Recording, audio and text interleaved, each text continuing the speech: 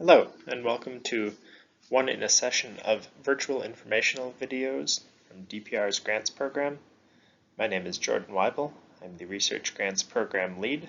Today we will be discussing crafting a scope of work, including writing objectives, tasks, and deliverables. Today's session objectives include understanding the purpose and role of each of the following components of the scope of work. These are the intended audience, the project abstract and project summary sections, the team members, the project's goals, and the subsidiary objectives, tasks, and deliverables. An overview of what the scope of work includes. First, it includes general information about the proposed project. This is in the form of items like the title, a project abstract, a slightly more expansive project summary, the project's broad goals, and the list of team members. Further definition is added on how the project will be carried out through the objectives and the tasks. Finally, the information provided to DPR includes the deliverables and due dates and forms the proof that the tasks have been completed. The audience for your scope of work includes the people who are reviewing your application. This is the Pest Management Advisory Committee, a diverse stakeholder group that helps DPR review our proposal applications, as well as DPR's internal reviewers. The scope of work is intended to show how the project will accomplish its goals and objectives. And for any funded projects, the scope of work submitted with the proposal is used to help draft the grant agreement between DPR and the grantee. As general rules, the scope of work should use a formal tone and clear language, avoid jargon, and define all acronyms, and be understandable to both scientific and non-scientific audiences. The first short answer section of this area of the application is the project abstract. This is a brief statement that is streamlined and should include the proposed project's purpose, priorities, scope, and grant beneficiaries. The beneficiaries are those who will benefit from the execution of the funded project. Examples are communities, stakeholders, individuals, organizations, or entities. And for funded grants, this statement is provided and posted to the California Grants portal. The abstract should be succinct and understandable to the general public. Here we see an example from our Sample Alliance Scope of Work document, and these sample documents can be found as part of the guidance documents posted to our website. We see the purpose, priorities, scope, and grant beneficiaries laid out as part of this short statement.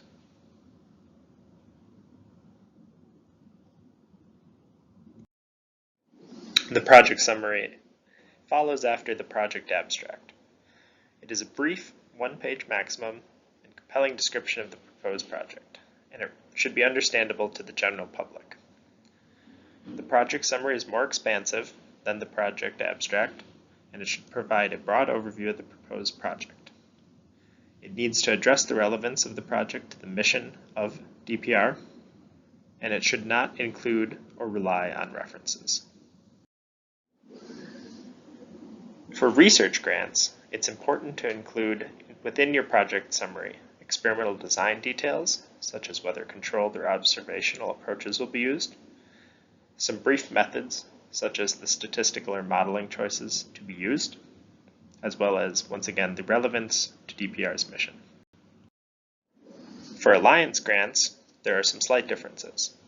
It is important to address the target audience and geographical area, the outreach and communication framework that will be used, its potential for implementation, expansion, and adoption, methods for measuring success, which may take many forms within our Alliance grants program, and finally, once again, the relevance of the project DPR's mission. Here is an example of a project summary and includes some sections that we have just discussed, including the purpose, the target audience, and the geographical area and outreach framework. Note that this is a snippet from a full project summary that is once again available as part of the guidance documents posted on our website.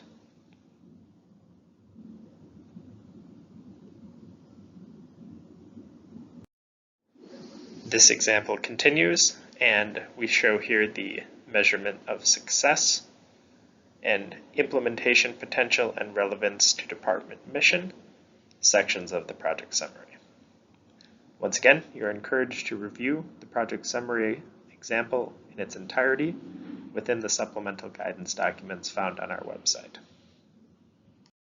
Next come the list of personnel. And within this list of team members is first and foremost the principal investigator, or PI. The PI is the individual who has the primary responsibility for both the financial management and control of project funds and administration, including the scientific integrity and management of the project, adhering to DPR's terms and conditions, and monitoring performance and expenditures of all consultants, subcontractors, and sub-awardees. They must personally participate in the project to a significant degree, and there may be some cases where a co-PI or co-PIs are acceptable, however these are uncommon. Curriculum vitae or resume must be provided for the PI or any co-PIs in the application package. Key personnel. This group of personnel is the next most important set of personnel after the PI.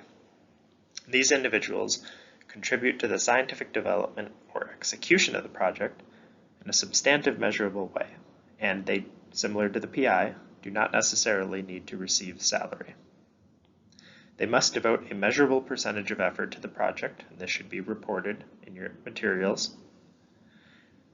And it does not typically include students or other named staff that are not specifically required for the completion of the scope of work.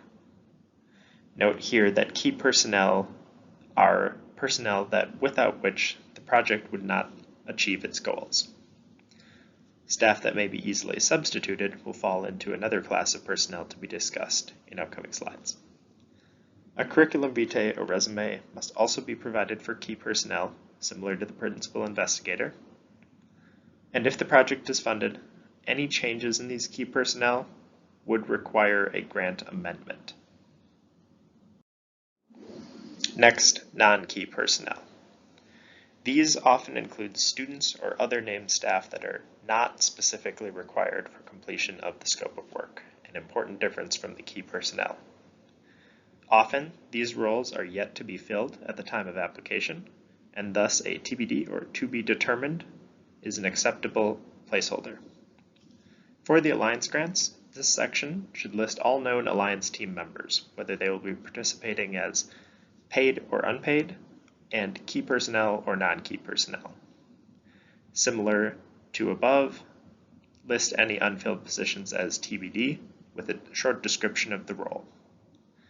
For more information about the Alliance team, consider reviewing the Building a Strong Alliance Team informational video. Here is an example list of team members from the Sample Alliance scope of work previously referenced. These include a principal investigator, non-key personnel, and key personnel. Next, the goals section. Goals are broad, general, bulleted statements about what the project needs to accomplish to fulfill its stated purpose. They should be measurable and achievable within the frame of the project, and they're closely correlated with the deliverables. Here are some example goals from the Sample Alliance scope of work available within the supplemental guidance document.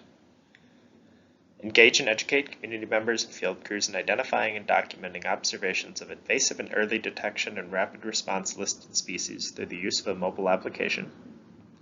Devise a plan for land managers to verify observations submitted by community members and field crews and implement appropriate control, favoring non-chemical methods. Evaluate and refine the early detection and rapid response program for future adoption. And perform outreach by promoting and demonstrating the program in other regions. Here we have sample goals from the Sample Research Grants scope of work. Evaluate prophylactic treatments and delivery methods for suppressing Xylella fastidiosa in grapevine. Optimize conditions for establishing and maintaining parasitoid wasp populations to combat glassy-winged sharpshooters in citrus groves. Determine if an integrated pest management system incorporating prophylactic treatments in vineyards and parasitoid wasp-mediated suppression of glassy winged sharpshooters in citrus groves synergistically reduce the prevalence and spread of Pierce's disease. After the goals come objectives. The objectives are short statements that include the descriptions of the process that will lead to the results that achieve the project's goals. They are more specific than goals, and one or more objective must be developed for each goal. Objective 1 is consistent across all grants and cannot be modified by the applicant as it contains administrative and reporting requirements that are common to all DPR grants. Here we see some of these Objective 1 tasks, deliverables, and due dates. For research grants, a research plan is required as part of Objective 1. And for Alliance grants, an outreach plan is required for Task 1.2 as part of Objective 1. In Task 1.6, as we see here, annual reports are required. And Task 1.8 demonstrates the final report requirements. Here is an example of an objective from the research grant scope of work.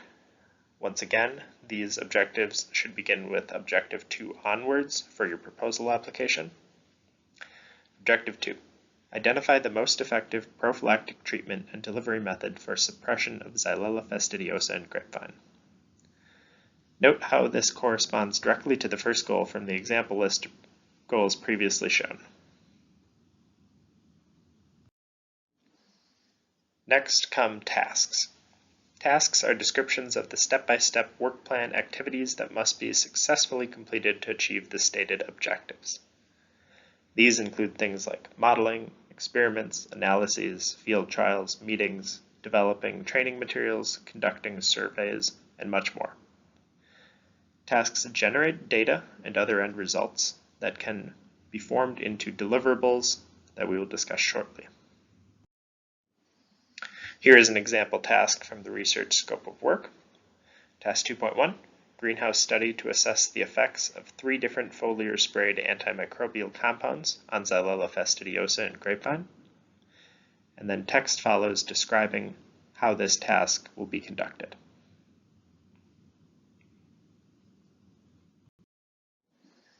Important notes about tasks. When describing tasks, try to avoid overly specific details that would pigeonhole your project into a specific course of action that might need to be modified later.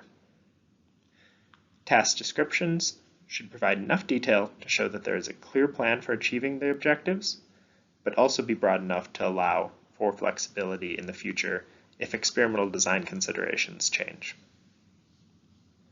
Instead of incorporating more detailed task descriptions in the scope of work, they should be included in question 4 of the proposal application. And if the proposed project is funded, question 4 often forms the basis of the research or outreach plan described in Task 1.2. Next come deliverables.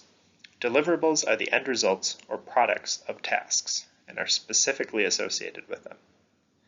They provide tangible and specific proof that a task has been completed, and there should be the ability to determine if a task was successful or not from the deliverable. One or more deliverable must be specified for each task, and each deliverable must specify a due date and can include multiple due dates for tasks with multiple deliveries. Here are some example deliverables from the research grant scope of work. Task 2.1, described previously, the greenhouse study to assess the effects of 3 different foliar sprayed antimicrobial compounds on Xylella fastidiosa in grapevine. The associated deliverable is report detailing results along with tables, figures, images, and statistical analyses as needed to support the findings. A second example, Task 5.3, publish results of the project in trade journals.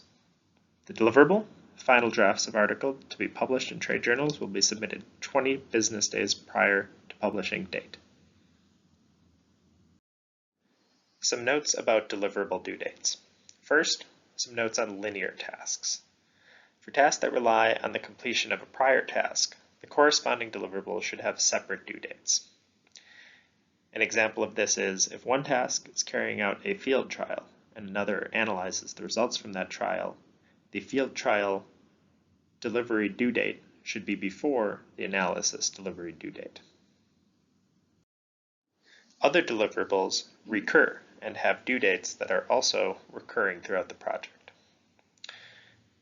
These include things that have a regular schedule, such as attending multiple conferences or administering multiple trainings, where the deliverable would be the same and be delivered multiple times, or for regularly scheduled deliverables, such as annual repeats of the same type of field trial, or quarterly summaries of outreach events conducted over the past quarter.